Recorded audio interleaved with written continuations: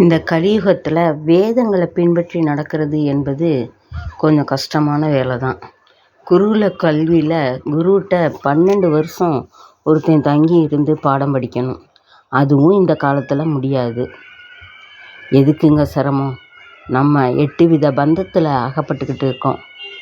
அதாவது வெட்கம், வெறுப்பு, அச்சம், ஜாதி செருக்கு, வம்சாவளி செருக்கு, ஒழுக்கம், துயரம், உள்ளத்திலே ஒளிச்சு வச்சுக்கிறது. இந்த 8 விதமான பந்தங்கள்லேருந்து நம்ம விடுபட்டாலே போதும். அதுக்கு முயற்சி செய்தாலே போதும், நமக்கு விடுதலை கிடச்சிரும்.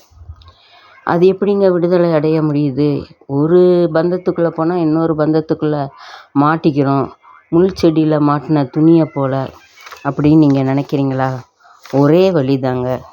இறைவனை நீங்கள் ஜோதி வடிவமாக வழிபட அதிலிருந்து கொஞ்சம் கொஞ்சமாக நீங்கள் விலகிடுவீங்க. உங்களை அறியாமலே விலகிடுவீங்க. நீங்கள் செய்ய வேண்டிய ஒன்றே ஒன்று, இறைவனை ஜோதி வடிவமாக தியானிப்பது மட்டும்தான். நன்றி நேயர்களே. நாம் மீண்டும் அடுத்த வீடியோவில் சந்திப்போம்.